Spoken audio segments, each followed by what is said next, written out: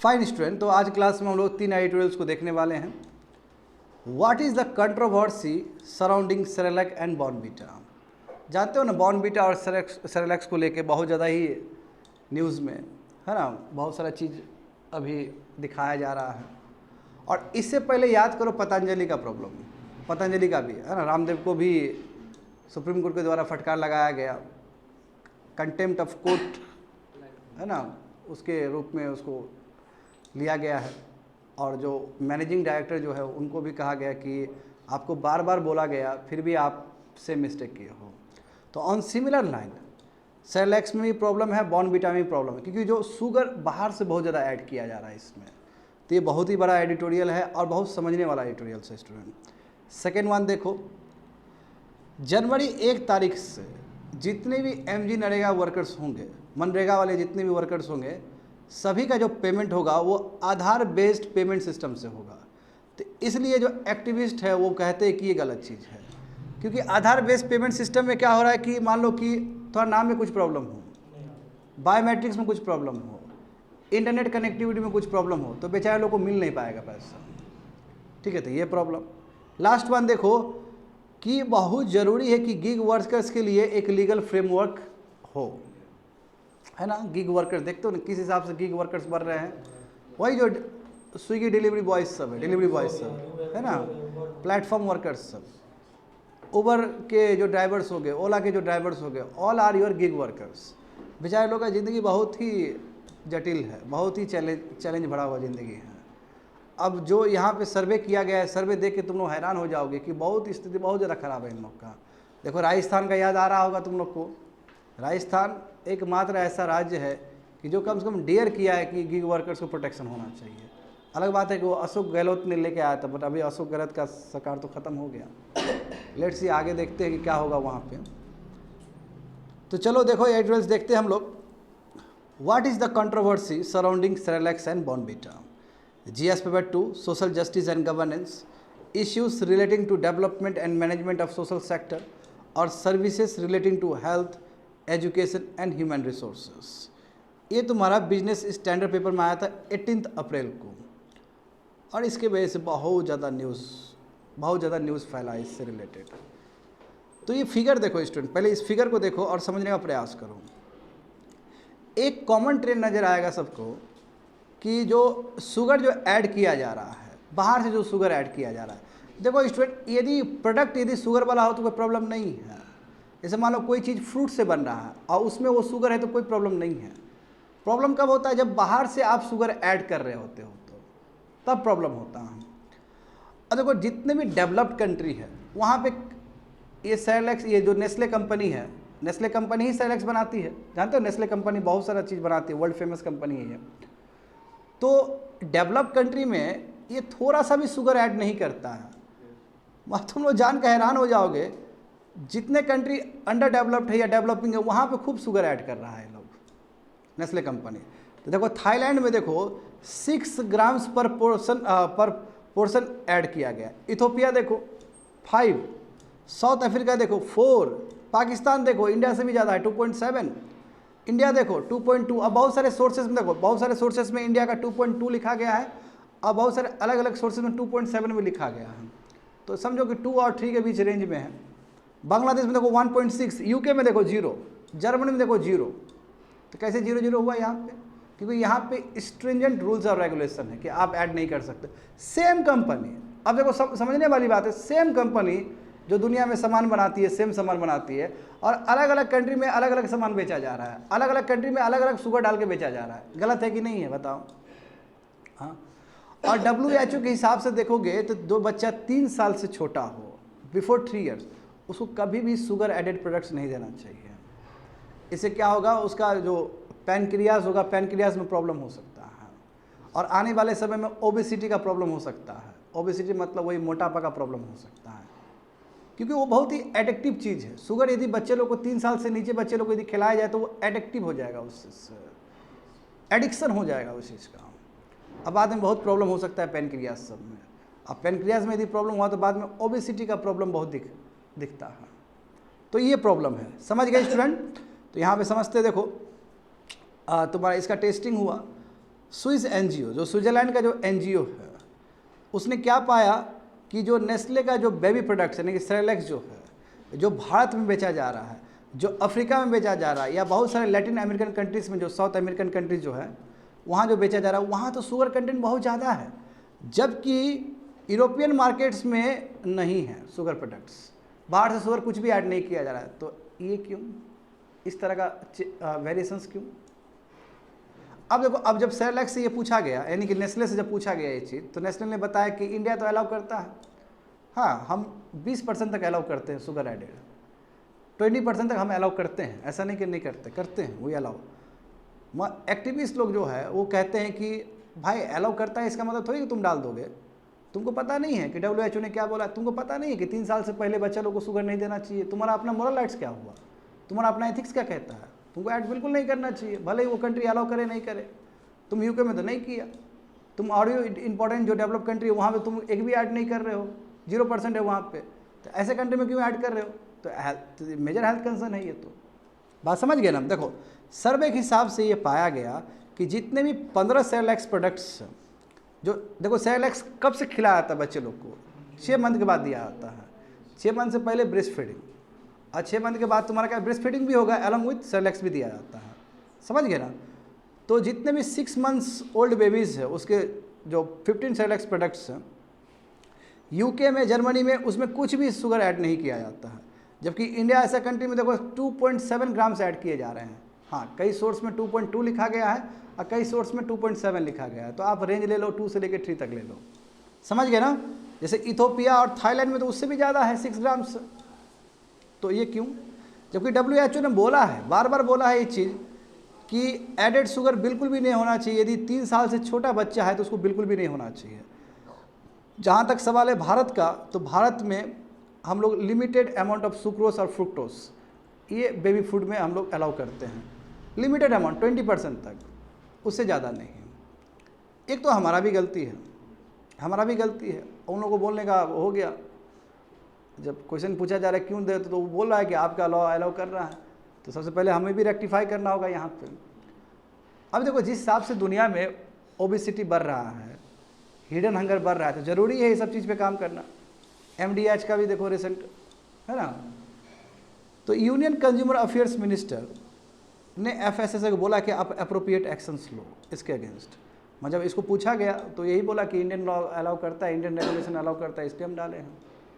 मगर फिर जो एक्सपर्ट है, जो एक्टिविस्ट हो, कहते कि अलाउ करता है इसका मतलब थोड़ी डाल दोगे, तुमको तो पता है कि 3 साल से नीचे बच्चे लोगों को नहीं पिलाना चाहिए, सब शुगर एडेड प्रोडक्ट नहीं देना चाहिए, समझ गए? देखो आगे देखो, थोड़ा यहाँ पे देखो। अब दूसरा भी देखते हैं, है ना, बॉर्नवीटा वाला। तो बॉर्नवीटा कंपनी का नाम क्या है तुम्हारा? मोंडेलेज। ये मोंडेलेज का ये 70 ईयर्स ओल्ड ब्रांड बॉर्नवीटा। अब बताओ, बॉर्नवीटा बेचा जा रहा है हेल्थ ड्रिंक्स के कैटेगरी में, तो हेल्थ ड्रिंक्स किसी भी कैटेगरी से नहीं है ये। अब क्या हुआ था, 1-1.5 साल पहले ना एक लड़के ने क्या किया था कि एक वीडियो बना दिया था, जैसे होता है अनबॉक्सिंग करके कुछ दुनिया भर का टेस्टिंग करता है ना, तो इसके वजह से बहुत ही कंट्रोवर्सी हुआ। 1-1.5 साल पहले बनाया था, हालांकि उसने वीडियो डिलीट कर दिया, मतलब लोगों को तो पता चल गया कि बॉर्नवीटा में खूब डाला जाता है, समझे? देखो, रिसेंटली यूनियन कॉमर्स मिनिस्ट्री ने ऑर्डर किया ई-कॉमर्स कंपनी को, और कहा गया कि ये जो ड्रिंक्स है, बिवरेज है, जितने भी पीने वाला ड्रिंक्स सब है, ये हेल्थ ड्रिंक कैटेगरी से निकालो, इसको हटाओ वहाँ से, समझे? इसको हटाओ, क्योंकि ये कुछ भी सामान बना के लिख देता है कि हेल्थ प्रोडक्ट्स सही है, हेल्दी प्रोडक्ट्स है, हेल्दी तो नहीं है ये, समझ गए? तो ये 1 साल इंक्वायरी करने के बाद पता चला कि बॉर्नवीटा के अंदर बहुत सारे चीज़ है, बहुत सारे तुम्हारा एडेड शुगर डाले जाते हैं।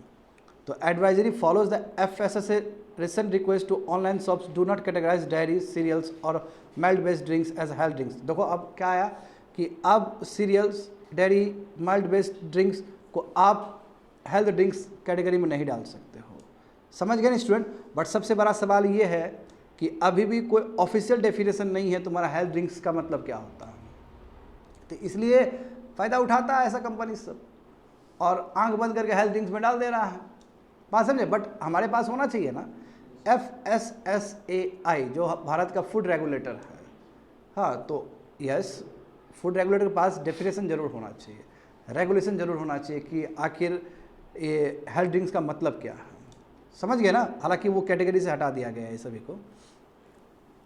देखो तो समझते हैं थोड़ा इस बहाने, बॉर्नवीटा और सेरेलैक्स के बहाने थोड़ा सा बेसिक समझते हैं कि शुगर क्या होता है, स्टार्च क्या होता है, ग्लूकोज क्या होता है, फ्रुक्टोज क्या होता है, लैक्टोज क्या होता है, ये समझो। स्टार्च और जो शुगर है ये तुम्हारा क्या है, 2 टाइप्स ऑफ कार्बोहाइड्रेट जो कि फूड में पाए। जैसे राइस खाते हो ना, तो राइस में आप कार्बोहाइड्रेट मिलेगा, जो भी चीज़ खाओगे तो कार्बोहाइड्रेट मिलेगा आपका। और जो सिंपलेस्ट फॉर्म ऑफ जो रहता है वो क्या है, ग्लूकोज है। कार्बोहाइड्रेट का जो सिंपलेस्ट फॉर्म है क्या, ग्लूकोज है। देखो जो आपका एल्केन है, एल्केन में क्या होता है, CH, यानी कार्बन और हाइड्रोकार्बन में बोल रहा हूँ, हाइड्रोकार्बन में क्या है, C है, H है। कार्बोहाइड्रेट्स में क्या होता है कि O ऐड हो जाता है, और ये कौन से रेशियो में रहेगा, 1:2:1 रेशियो में, यानी कि C6H12O6। ये क्या है, हमारा सिंपलेस्ट ग्लूकोज है, जो कि फोटोसिंथेसिस के टाइम में भी बनता है। ये ऑटोट्रॉप जो प्रोड्यूसर है, प्लांट जो है, प्लांट खाना बनाती है ना, तो खाना क्या, ग्लूकोज ही बना। जो भी चीज़ हम खाते हैं स्टूडेंट, सब तो ग्लूकोज में ही कन्वर्ट होता है। बात समझे। देखो यहाँ पे क्या लिखा गया है कि कार्बोहाइड्रेट्स क्या है, ऑर्गेनिक कंपाउंड जिसमें कार्बन है, हाइड्रोजन है, ऑक्सीजन है, और इस रेशियो में होता है 1:2:1 के रेशियो में। समझे। जो सबसे आपका जो सबसे सिंपलेस्ट कार्बोहाइड्रेट है वो क्या है, ग्लूकोज, C6H12O6 है। और शुगर क्या है आपका, शुगर कम्प्लेक्स कार्बोहाइड्रेट्स का एक एग्जाम्पल है, कम्प्लेक्स कार्बोहाइड्रेट्स का। ठीक है, अभी थोड़ी देर में समझेंगे हम लोग मोनोसेचुराइड्स, डाइसेचुराइड्स, समझे। जैसे ऑटोट्रॉप्स हो गया, जो प्रोड्यूसर हो गया, प्लांट जो हो गया, प्लांट जो बनाता है वो सिंपल मोनोसेचुराइड्स ग्लूकोज बनाता है। कहाँ से इनपुट क्या लेता है, कार्बन डाइऑक्साइड लेता है, वाटर लेता है फोटोसिंथेसिस के टाइम में, और with the help of chlorophyll वो ग्लूकोज बनाएगा। बट जो ग्लूकोज बनता है वो बहुत ही सिंपल रहता है, मोनोसेचुराइड्स रहता है। अब मोनोसेचुराइड्स और डाइसेचुराइड्स में क्या अंतर है, देखो मोनोसेचुराइड्स मतलब एक सिंपल है, वो डाइसेचुराइड मतलब क्या है कि वो चेन सिस्टम है, यानी कि उसमें चेन से जुड़ा हुआ है। अभी थोड़ी देर में समझोगे ये चीज़। स्टार्च क्या है, देखो ये तो कार्बोहाइड्रेट ये समझ गए तुम लोग, बट स्टार्च क्या है, पॉलीसेचुराइड्स। पॉलीसेचुराइड मतलब क्या कि ये जो ग्लूकोज का जो आप चेन देख रहे हो, C6H12O6 देख रहे हो ना, ये इस तरह चेन से जुड़ा रहेगा, ऐसे लंबे चेन से जुड़े रहेंगे, उसी को हम पॉलीसेचुराइड्स कहते हैं। और स्टार्च क्या है, एग्जाम्पल है पॉलीसेचुराइड्स का। जानना होने कि प्लांट अपना स्टोर करती है ना स्टार्च में, देखो जैसे fruits, tubers, potatoes, seeds, like ये सब तुम्हारा क्या है, स्टार्च का एग्जाम्पल है। मेन डिफरेंस क्या है, देखो मेन डिफरेंस शुगर और स्टार्च में मेन डिफरेंस क्या है, शुगर डाइसेचुरेट्स, हाँ उसमें क्या है, शुगर क्या है, डाइसेचुरेट, यानी कि कॉम्प्लेक्स है वो, उसमें और भी बहुत सारा तुम्हारा बहुत सारा ग्लूकोज का चेन मिला हुआ है। बट जो तुम्हारा तो शुगर सा डाइसेचुरेट्स और मोनोसेचुराइड्स, व्हेयरएज स्टार्च इज योर पॉलीसेचुराइड्स। तो बट स्टार्च क्या है तुम्हारा, पॉलीसेचुराइड्स। अभी थोड़ी देर में समझोगे डाइसेचुरेट्स और पॉलीसेचुराइड्स। मैं अभी सिंपल तरीके से समझो कि ग्लूकोज क्या है तुम्हारा सबसे सिंपल कार्बोहाइड्रेट का एग्जाम्पल है, समझे। जो भी चीज़ खाते हैं वो सब इसमें ग्लूकोज में ही कन्वर्ट होता है। जो प्लांट्स है, प्लांट्स क्या बनाता है, जो अल्टीमेट जो रिजल्ट है प्लांट का क्या है, वो ग्लूकोज ही है। आगे देखो स्टूडेंट, यहाँ पे देखो, यहाँ पे तुम लोग को समझ में आ जाएगा अच्छे से कि मोनोसेचुराइड्स और डाइसेचुराइड्स में क्या डिफरेंस है। यहाँ पे देखो, स्वीट और सोल्यूबल कार्बोहाइड्रेट जो है उसको हम लोग शुगर कहते हैं। बोथ मोनोसेचुराइड्स और डाइसेचुराइड दोनों ही शुगर हो सकते हैं। शुगर में दोनों ही हो सकता है, मोनोसेचुराइड्स भी हो सकता है और डाइसेचुराइड्स भी हो सकता है। अब यहाँ पे एग्जांपल देखो, मोनोसेचुराइड्स का एग्जांपल क्या है, ग्लूकोज, फ्रुक्टोज और गैलेक्टोज, ठीक है, एग्जांपल है। और डाइसेचुरेट का एग्जांपल क्या है, लैक्टोज, सुक्रोज और मैल्टोज। ये देखो यही लैक्टोज है जो कि मदर के मिल्क से पाया जाता है, समझे। तो जो मदर से मिल्क से पाया जा रहा है वो डाइसेचुरेट्स आया समझ में। और मोनोसेचुराइड्स का एग्जांपल क्या है, ग्लूकोज, देखो सिंपलेस्ट है ना, वो सबसे सिंपलेस्ट फॉर्म है कार्बोहाइड्रेट्स का, फ्रुक्टोज और गैलेक्टोज। तो इसे को मोनोसेचुरेट्स में क्या है कि एक ही चेन होगा। देखो यहाँ फिगर दिखा गया है ना, देखो फिगर देखो, ग्लूकोज, फ्रुक्टोज और गैलेक्टोज का एक ही है। और नीचे जाओगे इसमें देखो बच्चे लोग, नीचे जाओ फिगर, डाइसेचुरेट्स में क्या है कि चेन सिस्टम से जुड़ा हुआ है ना। माल्टोस में देखो एक और ऐड हो गया ना, सुक्रोज में देखो एक और ऐड हो गया ना, लैक्टोज में एक और, इस तरह चेन जुड़ा रहता है। That is the basic difference. आया समझ में। तो ये तुम्हारा मोनोसेचुराइड्स और डाइसेचुरेट अंतर है, यहाँ समझो। मोनोसेचुराइड्स ग्लूकोज तुम्हारा रहेगा, जो भी हम खाना खाते हैं सब तुम्हारा क्या ग्लूकोज में कन्वर्ट होता है, समझा। All other forms of carbohydrate also convert into glucose. जब हम लोग खाना खाते हैं, कुछ भी खाना खाए, राइस खाए, व्हीट खाए, कुछ भी चीज़ खाते हैं, सब तुम्हारा ग्लूकोज में कन्वर्ट होता है during your time of digestion, ठीक है। जब पचता है खाना तो सब ग्लूकोज में कन्वर्ट, और वही ग्लूकोज हमारे बॉडी को एनर्जी देता है। It is a more commonly found in ripe fruit. जो फ्रूट जो पकता है ना स्टूडेंट, हाँ, जो फ्रूट्स का मान लो कि मैच्योरिटी हो गया, पीरियड खत्म हो गया, जैसे आम है, पका हुआ आम के अंदर you will get ripe fruits में आपको मिलेंगे ये, ठीक है। तो ये आपका ग्लूकोज हो गया। फ्रुक्टोज कहाँ पे मिलता है? फ्रूट शुगर में, फ्रूट के शुगर में मिलेगा। जैसे हनी में भी मिलता है, हनी में भी आपको फ्रुक्टोज मिलेगा। हनी देख तो मीठा होता है ना, वो कितना वो डिफरेंट मीठा होता है। मीठा भी बहुत टाइप का होता है, यही सब तो है। ये ग्लूकोज अलग मीठा, फ्रुक्टोज देखो वो अलग मीठा रहेगा। गैलेक्टोज देखो मैमल का मिल्क में मिलेगा, जो दूध सब पीते हैं ना हम लोग, उसमें गैलेक्टोज मिलता है। But galactose is example of monosaccharides. इसका लंबा चेन सिस्टम नहीं है, सिंपल एक चीज़ से बना हुआ है। समझ में आ रहा है ना, ये मोनोसैचुराइड्स है। दूसरा देखो डाइसैचुराइड्स। डाइसैचुराइड में क्या है कि दो मोनोसैचुराइड्स से वो कंबाइन होकर बना है, ये चेन है, इसका चेन सिस्टम से बना हुआ है। सुक्रोज कहाँ से मिलेगा आपको? शुगर कैन से मिलेगा या शुगर बीट से मिल सकता है, समझे। जो हम लोग खाते हैं कॉमन टेबल शुगर, वो सुक्रोज से ही होता है, कॉमन। लैक्टोज देखो, लैक्टोज वही मदर के मिल्क से भी मिल सकता है। और माल्टोज देखो बार्ली सब में मिलता है, बार्ली जो खाते हैं ना हम लोग, बार्ली सब, समझे, वहाँ मिलेगा। जैसे बिस्किट होता है ना, बिस्किट बार्ली से बना रहता है ना, बिस्किट सब, बिस्किट वहाँ मिलेगा आपको मैल्टोज। बट मैल्टोज भी एग्जाम्पल है डाइसैचुराइड्स का, समझे। तो आगे देखो स्टूडेंट, तो ये तो हम लोग सिंपल स्टार्च, शुगर, कार्बोहाइड्रेट्स ये सब समझे हम लोग, समझ, ये बेसिक्स। लैक्टोज समझे। अब देखो ये सब चीज़ पाया जा रहा है, but if you are adding sugar from the outside, और वो भी आप बच्चे के प्रोडक्ट्स में यूज़ कर रहे हो, तो फिर गलत है वो चीज़। बात समझ में आ गया ना। आगे देखो बॉर्नवीटा कंट्रोवर्सी, जैसे कि हम लोग बात किए कि 1 साल पहले इस लड़के ने, रेवंत ने क्या किया, ये मीडिया, सोशल मीडिया इन्फ्लुएंसर, इसने रिव्यू कर दिया फूड आइटम्स का, बॉर्नवीटा का भी कर दिया, और इसने पोल खोल दिया बॉर्नवीटा के बारे में कि देखिए बॉर्नवीटा में इतना इतना शुगर बाहर से ऐड किया गया। हालांकि फिर जो बॉर्नवीटा का जो कंपनी है, उसने इसके ऊपर वो क्या दवा बनाया, तो वीडियो डिलीट कर दिया, और तब तक लेट हो गया, तब तक लोगों को पता चल गया, समझे। तो वही देखो इसने वीडियो अपलोड किया कि देखिए बॉर्नवीटा हाई शुगर कंटेंट होने की वजह से चिल्ड्रन पे इम्पैक्ट हो रहा है ना। उसके बाद देखो the food company clarified the sugar content in Bournvita was much lower than the daily recommended intake limit. बात समझे ना। बॉर्नवीटा क्या बोल रहा है, रुक जाओ, यहाँ पे देखो, तो फूड कंपनी ने क्या बोला कि ये जो शुगर कंटेंट है बॉर्नवीटा में वो बहुत कम है, आदमी तो इससे भी ज़्यादा लेता है, ठीक है। अब देखो बॉर्नवीटा का देखो चतुराई देखो, ये क्या करता है कि डायरेक्ट शुगर नहीं लिखता है, ये देखो ये बड़ा बड़ा नाम लिख देता है इसमें, हाँ, मल्टोडेक्स्ट्रिन, लिक्विड ग्लूकोज, ये सब लिख देता है, जबकि ये सब शुगर कंटेंट है। तो बड़ा बड़ा भारी भरकम वर्ड डाल के ना लोगों को कन्फ्यूज़ कर देता है। बस समझो वही लिखा गया, समझ गए ना। तो ये अलग लेवल दे के ना लोगों को कन्फ्यूज़ कर रहा है। तो बॉर्नवीटा ने कहा है, देखो यानी कि मॉन्डेलोज ने कहा है कि दिसंबर 2023 में जो पहले बॉर्नवीटा में जो शुगर ऐड किए जाते थे वो कम किया है, अब फिर भी बहुत है।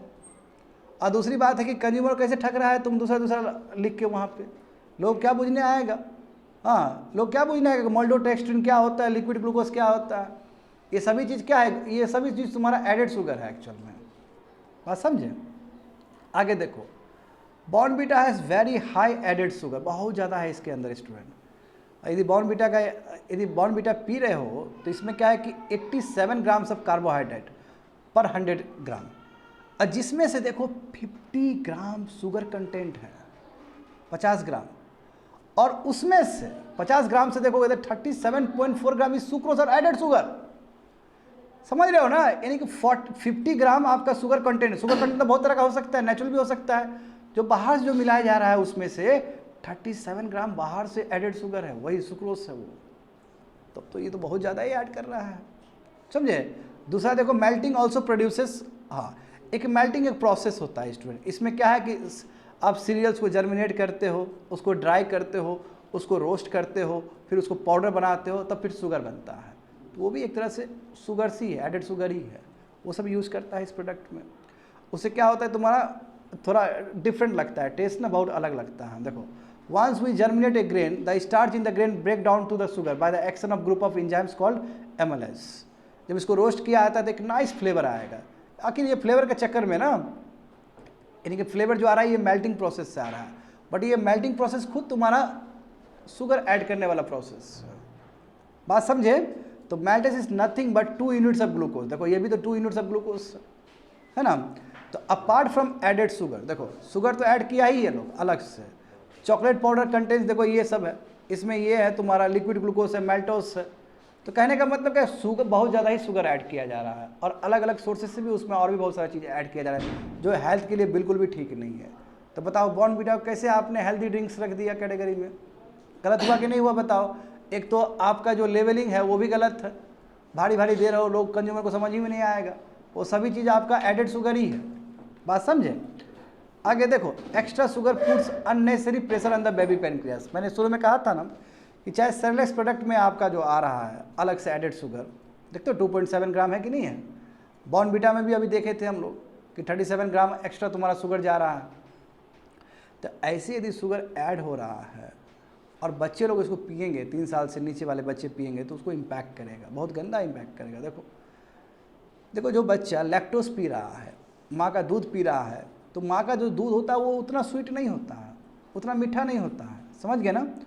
जब बच्चा ये सब खाना शुरू कर दे, सेरेलैक्स, बॉर्नवीटा तो खैर बाद में है, सेरेलैक्स सब पीना शुरू कर दे, तो उसमें क्या आप एक्स्ट्रा शुगर दे रहे हो उसको, फिर वो एडिक्टिव हो जाएगा। एक्स्ट्रा शुगर से क्या होगा कि बॉडी का जो पेनक्रियाज है, पेनक्रियाज पे प्रेशर पड़ेगा, पेनक्रियाज पे जब प्रेशर पड़ेगा तो उससे तुम्हारा एक्सेस इंसुलिन प्रोड्यूस होगा। एक्सेस यदि इंसुलिन प्रोड्यूस हो तो आने वाले समय में हो सकता है कि वो डायबिटीज़ का वो मरीज बन जाए, आने वाले समय में हो सकता है उसको ओबेसिटी हो जाए, मोटा हो जाए, ओवरवेट हो जाए, ये प्रॉब्लम। दूसरी बात है कि देखो ये मल्टोटेक्स्ट्रिन डाला जा रहा है फ्लेवर के लिए, इंप्रूव करने के लिए डाला जा रहा है ना, मेल्टिंग प्रोसेस किया जा रहा है तुम्हारा फ्लेवर बढ़ाने के लिए, ये भी ठीक नहीं है, समझे। Excess sugar gets converted into dry cholesterol. देखो अब इसे क्या हो रहा है कि जो शुगर आपका जो पेनक्रियाज में आया, अंदर आया, उसके वजह से डायबिटीज़ होने का फुल चांस। तो इस कहने का मतलब क्या हुआ कि जितने बड़े बड़े कंपनी हैं, नेस्ले हो गया और ये जो अभी जो हम लोग पढ़े बॉर्नवीटा का कंपनी, ये सब एक तरह से खिलवाड़ कर रहा है बच्चे लोग के हेल्थ पे, समझ रहे हो। आगे देखो, let us glans at the report that propose by the new guidelines. देखो नया गाइडलाइंस के हिसाब से क्या क्या आया है। Commercial baby food often content too much sugar, बहुत सारा शुगर रहता है इसमें, ठीक है। यूएन रिपोर्ट ने ये भी माना है कि अब क्या हो रहा है कि बहुत सारा प्रोडक्ट्स में बहुत सारा शुगर ऐड किए जा रहे हैं बच्चे लोग के लिए। देखो WHO का जो रिपोर्ट है 2017 से लेकर जनवरी 2018 तक लगभग 8000 प्रोडक्ट्स में, हाँ जो 8000 जो प्रोडक्ट्स जो बेचे जा रहे हैं ऑस्ट्रिया, बल्गेरिया, इजराइल, हंगरी में, ठीक है, यहाँ उसमें आपको इस तरह का शुगर मिल रहा है। In around half of the, यानी कि जो 8000 का जो सर्वे किया गया, आधा 50% में ये टोटल शुगर आपका बहुत ज़्यादा है। स्वीटनिंग एजेंट बहुत ज़्यादा यूज़ किया जा रहा है, एडेड शुगर बहुत ज़्यादा यूज़ किया जा रहा है। तो दुनिया में और जो कंट्री में ज़्यादा स्ट्रिंजेंट प्रोविज़न है वहाँ पे नहीं है, और जिस कंट्री में थोड़ा ढीला है, जो कंट्री तुम्हारा अंडर डेवलप है, जो कंट्री डेवलप है उसमें ज़्यादा है। तो देखो सर वही बताता है। आगे देखो स्टूडेंट, तो what is the reason behind banning, आखिर क्यों, इसका रीज़न मैं दे चुका, आखिर क्यों एडेड शुगर नहीं देना चाहिए बच्चे लोग को, स्पेशली 3 साल से नीचे बच्चे लोग को। तो जानते हो ओवरवेट का प्रॉब्लम, डेंटल कैपेबिलिटी का भी प्रॉब्लम हो सकता है, दांत ना खराब हो सकता है, समझे स्टूडेंट। और दूसरी बात है कि अभी यदि वो स्वीट्स यानी कि अभी से वो लेना शुरू कर दे तो बाद में ओबेसिटी का प्रॉब्लम हो जाएगा, वही पेनक्रियास का प्रॉब्लम, इंसुलिन का प्रॉब्लम हो सकता है। तो WHO ने कहा है कि बिल्कुल नहीं देना है, अर्ली स्टेज से नहीं, क्योंकि फिर आदत लग जाएगा।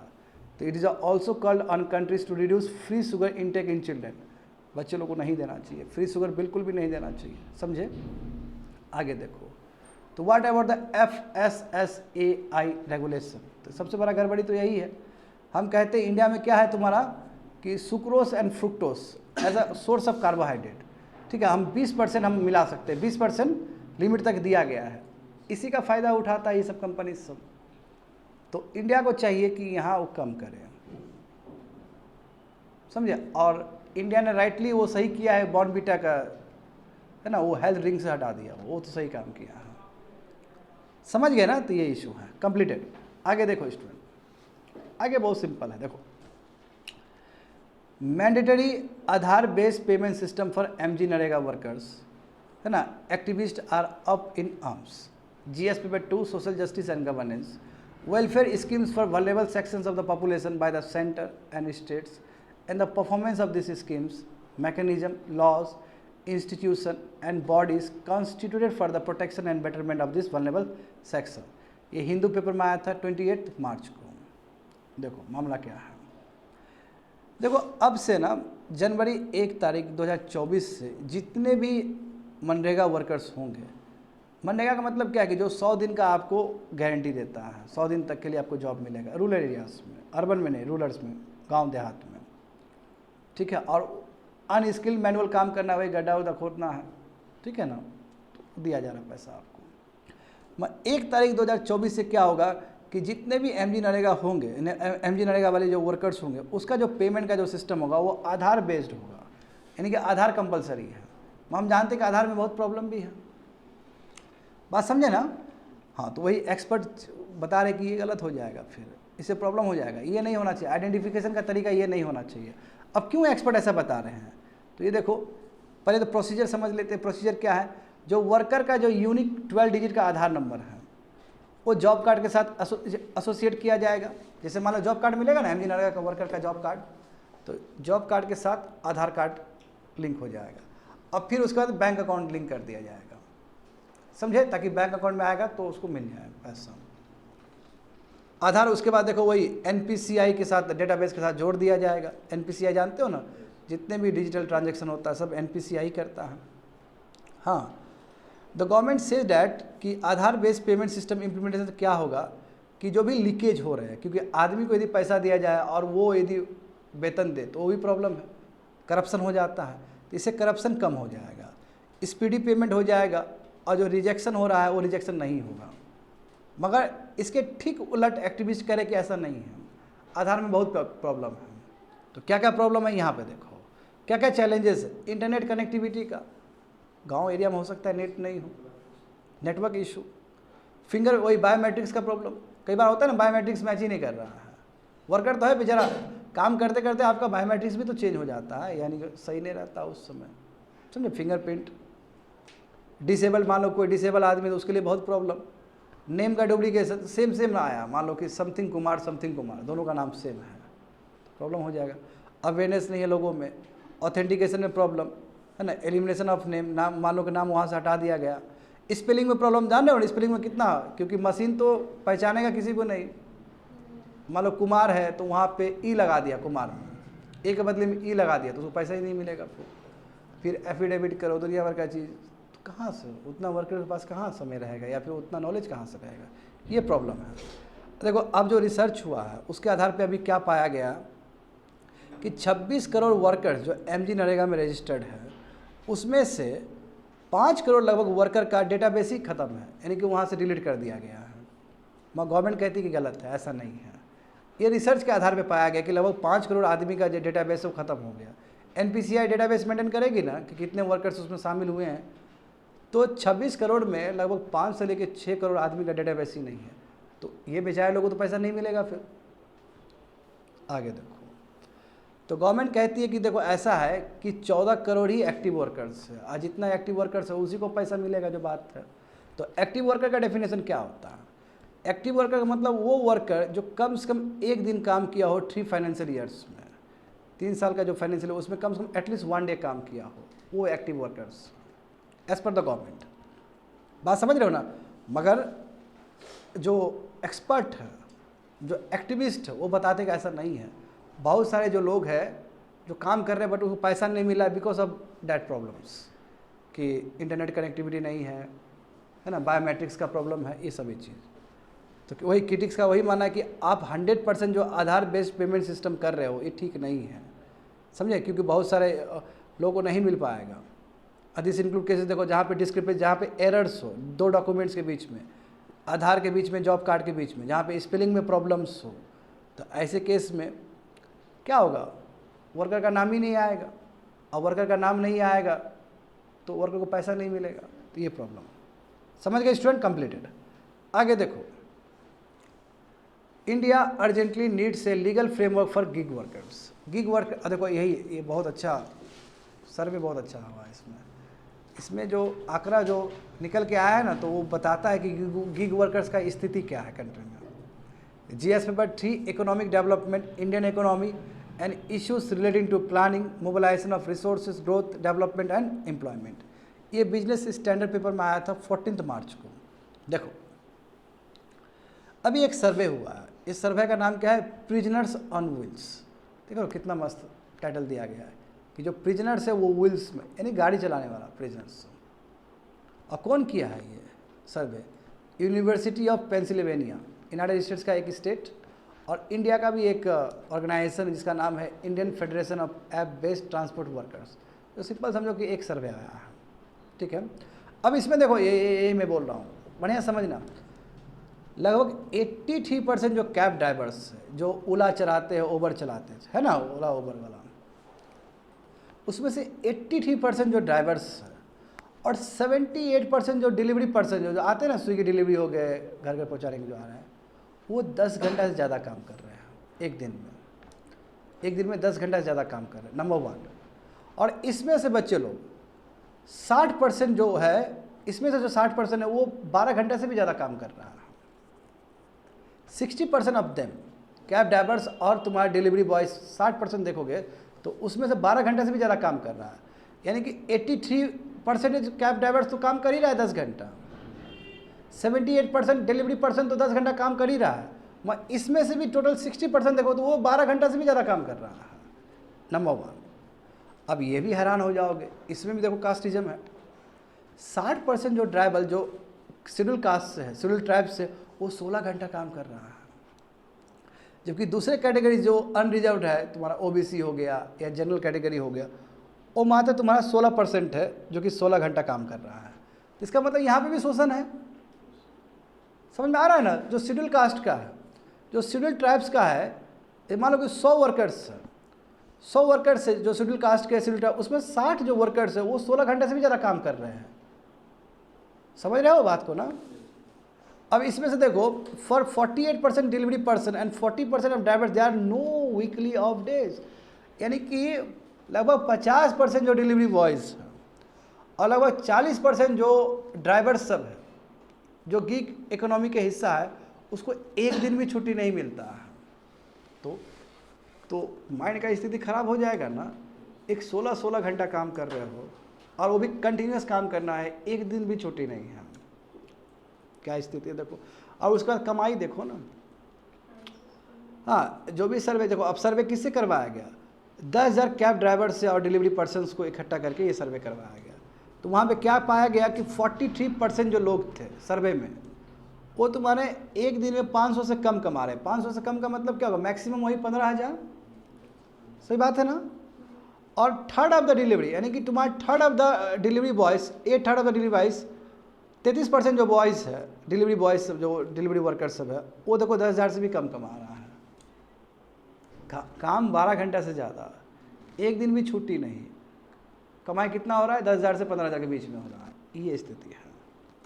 वर्क कंडीशन भी अच्छा नहीं है, वर्किंग कंडीशन भी देखो बहुत बुरा स्थिति है, टॉक्सिक है, समझे। वायलेंस का सामना करना पड़ रहा है, कस्टमर का मिसबिहेवियर है ना। कस्टमर मान लो लेट पहुंचा तो कस्टमर ही गरिया दिया पकड़ के उसको, हम तो कब ऑर्डर किए थे, आप कब आए। तो देखो कितने डिस्ट्रेस में काम कर रहे हैं ये लोग सब। आगे देखो, तो देखो गीग वर्कर्स देखो, जहाँ तक सवाल है भारत में गीग वर्कर्स कितने हैं, तो 7 मिलियन मतलब 70 लाख जो लोग हैं जो गीग वर्कर्स के रूप में काम कर रहे हैं भारत में। और नीति आयोग कहता है कि आने वाले समय में, या बहुत सारा संस्था ऐसा प्रोजेक्ट करती है कि 2030 तक बच्चे लोग, 2030 तक यह आंकड़ा बढ़ के 2,35,00,000 हो जाएगा। बात समझ में आ रहा है, 2,35,00,000।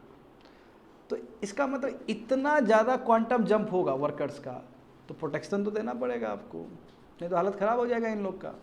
अभी प्रोटेक्शन लाने की ज़रूरत है। अब देखो, इससे पहले मोदी गवर्नमेंट ने 3 लेबर कोड्स लाए, उसमें गिग वर्कर्स का ही बात था, मैं उसके लिए ट्रू लेवल पे इम्प्लीमेंटेशन नहीं किया गया।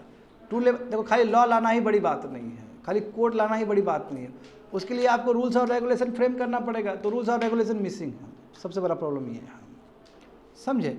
और अधिकतर जो यंग पीपल है जो गिग वर्कर, गिग इकोनॉमी में जो शामिल हो रहे हैं, वो सब माइग्रेंट से एक जगह से दूसरे जगह जा कर रहे हैं। जैसे मान लो बिहार का आदमी गया वहाँ पे, तो वहाँ पे वो ओला उबर वाला काम कर रहा है या ये प्लेटफॉर्म वर्कर्स के रूप में काम कर रहा है। वर्किंग कंडीशन इतना बुरा है कि मेंटल और हेल्थ इश्यूज़ हो रहे हैं, ठीक है, रोड एक्सीडेंट्स हो रहा है, ठीक है। तो ये प्रॉब्लम है यहाँ पे। आगे देखो, India urgently needs a legal framework, सही बात है ना। इसलिए भारत में चाहिए कि गिग वर्कर्स के लिए एक लीगल फ्रेमवर्क हो, लॉ बने, रूल्स एंड रेगुलेशंस बने।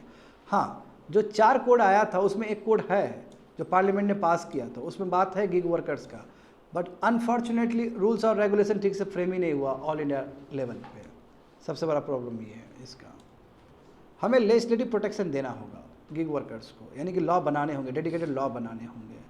और एट द सेम टाइम ऐसा भी मत करो कि गिग इकोनॉमी ख़त्म ही हो जाए, क्योंकि गिग इकोनॉमी भी ज़रूरी है, ऐसा नहीं कि बुरा चीज़ है ये, बुरा चीज़ नहीं है, क्योंकि आखिर जॉब तो मिल रहा है बहुत सारे लोग को। तो आप लेबर लॉस में भी इस तरह का रिफॉर्म्स लाओ कि दोनों को बैलेंस कर सके, एट द सेम टाइम इसको सिक्योरिटी भी मिले। और सरकार देखो, सरकार बोले कि हम ठीक है, हम कुछ दे देंगे पैसा, जो रख रहा है कंपनी ओला उबर है ना, स्विगी सब, वो भी कुछ पैसा एक्स्ट्रा दे उसको। तो बीच का रास्ता होना चाहिए, ऐसा नहीं कि गिग इकोनॉमी को ख़त्म ही कर दे। गिग इकोनॉमी ख़त्म करना कोई सोल्यूशन नहीं है, बीच का रास्ता जहाँ पे वर्कर को प्रोटेक्शन मिले, समझो, वही लिखा गया वहाँ पे कि चैलेंज इंडिया के लिए ये है, गवर्नमेंट के लिए ये है कि कैसे बैलेंस करे गिग वर्कर्स को एक साइड और जो डायनेमिक जॉब क्रिएटर है उसको लेके, यानी कि गिग इकोनॉमी को भी बचाना है और वर्कर के प्रोटेक्शन भी देना है, समझे। तो इसलिए ज़रूरी है स्टूडेंट की लीगल फ्रेमवर्क, हम लीगल फ्रेमवर्क के साथ आए तभी हो सकता है। और बिल्कुल मुझे याद आ रहा राजस्थान का, देखो राजस्थान का जो सरकार है, गहलोत का सरकार, इससे पहले जो था राजस्थान में, उसने बहुत अच्छा सुंदर प्रयास किया था कि कैसे गिग वर्कर्स को प्रोटेक्ट किया जाए। कंप्लीटेड।